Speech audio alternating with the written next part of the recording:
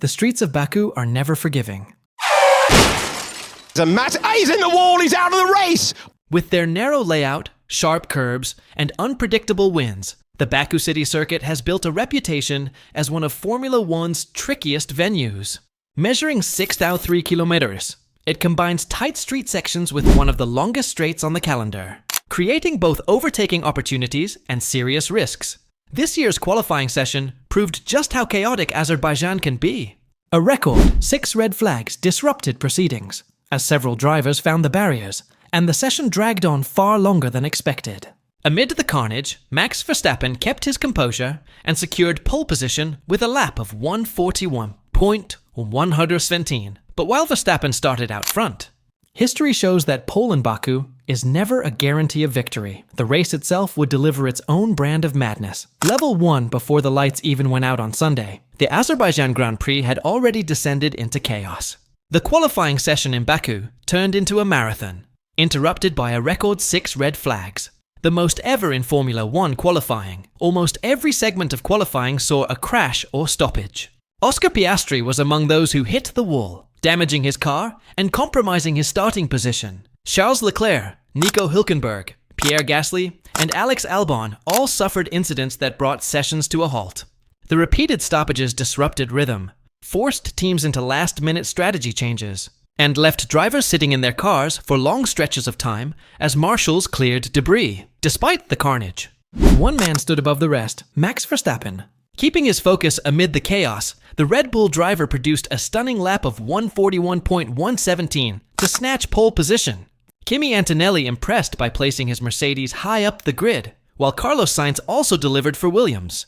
But the story of qualifying wasn't just who made it through, it was who didn't. Several big names were pushed down the order, ensuring that Sunday's race would begin with tension already sky high. Level 2. When the lights went out on Sunday, the drama began almost instantly. Oscar Piastri, who had already endured a difficult qualifying, jumped the start.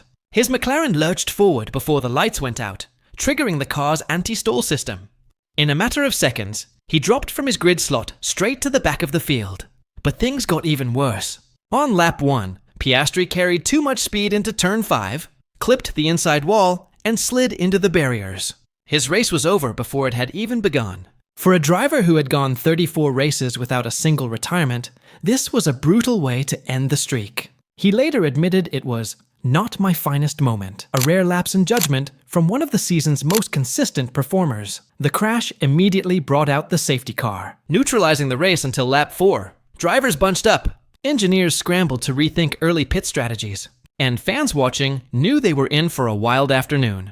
Level 3, the early safety car, triggered by Piastri's crash, forced every team onto the back foot. Pit walls buzzed with chatter as engineers debated whether to bring their drivers in early or stretch the first stint. At a track like Baku, with its 2.2 kilometer straight and frequent yellow flags, timing is everything. Some drivers benefited from the neutralization, gaining free positions as others hesitated. But not everyone escaped unscathed. Lando Norris, who had been in the fight for the top 6, lost a valuable time after a slow pit stop. That mistake dropped him back into traffic, and he found himself trapped behind Yuki Tsunoda for much of the race, unable to fully recover. Meanwhile, Fernando Alonso was hit with a penalty for a jump start, caught reacting to the chaos when Piastri moved early. For Aston Martin, it was another frustrating weekend in a season of missed opportunities. As strategies diverged, some gambling on undercuts, others holding out for another safety car, the middle of the race became a chess game at 300 km/h. A single wrong move could destroy a driver's afternoon. And for a few, it did. Level 4. Once the race settled after the early chaos, it was time for the midfield to shine. Out in front, Max Verstappen controlled the pace with ease. But behind him, the fight for the remaining points was relentless. The long Baku straight turned into a launchpad for daring moves, with DRS trains forming and breaking lap after lap. One of the standout performers was Kimi Antonelli, the Mercedes rookie, who showed maturity well beyond his years. Holding his ground in fourth, he fended off pressure while keeping his car clean. No small feat on a circuit where even the slightest mistake sends you into the barriers. Liam Lawson also impressed, climbing to 5th for Racing Bulls Level 5. As the laps ticked down, the Azerbaijan Grand Prix entered its most unpredictable phase. Baku is notorious for delivering late drama, tires suddenly falling off, cars brushing walls, or last-minute retirements. This year, while the outright chaos was limited compared to past editions, the tension never disappeared. Drivers up and down the field pushed their machinery to the limit. The narrow castle section left no margin for error, and even a small lockup could end a race. The midfield battles between Aston Martin, Haas, and Sauber became a test of patience and survival, with drivers fighting to keep their tires alive while hunting for a single point. At the sharp end, George Russell and Carlos Sainz Jr. were locked in a quiet but intense fight for the podium places. Neither could match Verstappen's pace, but both were desperate to hold their ground. Russell kept his Mercedes stable and consistent, while Sainz defended brilliantly to ensure Williams would stand on the podium for the first time in years. The fact that no further safety cars appeared was itself surprising. In Baku, the threat of disaster always lurks around every corner, and that constant uncertainty kept the race gripping until the very end. Level 6. As the checkered flag drew closer, the storylines of triumph and heartbreak became clear. At the top, Max Verstappen was in a league of his own. From pole position, he had led every lap, never once under real threat. A textbook demonstration of dominance. His pace advantage was so complete that the battle for victory almost felt settled long before the finish. Behind him, however, the fight for the podium was far more dramatic. George Russell, nursing his Mercedes through a demanding stint, held firm in second place. His composure under pressure was crucial, keeping Williams' Carlos Sainz Jr. just behind. For Sainz, though, third place was more than just a result.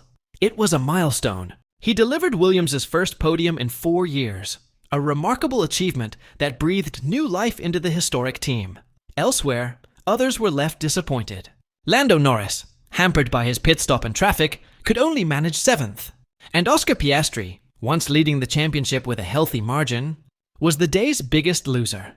His early crash not only ended his race, but also cut his title lead down to 25 points. Level 7. At the end of 51 laps, there was no denying the story of the day. Max Verstappen had completely mastered Baku. From pole position, he led every single lap, and with the fastest lap of the race on lap 50, he secured a near-perfect performance, the kind that cements his reputation as one of the greatest. But the bigger picture extended beyond just Verstappen's glory. Oscar Piastri's crash on the opening lap ended his run of 34 consecutive finishes and slashed his championship lead from 31 points to just 25. Suddenly, the title fight was wide open again, with Verstappen and Norris sensing opportunity. For Williams, Sainz's podium was more than a boost in points. It was a statement that the once dominant team could still challenge at the sharp end. For Mercedes, Russell and rookie Antonelli's results brought stability. And for Racing Bulls, double points from Lawson and Hajar marked one of their best outings of the season. And that brings us to the end of the 7 levels of Azerbaijan GP madness. From the chaos of qualifying to Piastri's dramatic crash, from the strategy shakeups to Sainz's unforgettable podium with Williams, Baku once again delivered a race that lived up to its reputation. At the heart of it all was Max Verstappen, who didn't just win, he dominated, leading every lap and snatching the fastest lap for good measure. But beyond the statistics, this race reshaped the championship. Piastri's lead is no longer secure, Verstappen is back in the hunt, and teams like Williams and Racing Bulls reminded the world that surprises are always possible. Now it's your turn. Which level of madness stood out most to you? Was it the 6 red flags in qualifying, the heartbreak for McLaren, or the glory for Williams? Let me know in the comments below. Don't forget to like, subscribe, and share for more F1 the heartbreak for McLaren or the glory for Williams. Let me know in the comments below.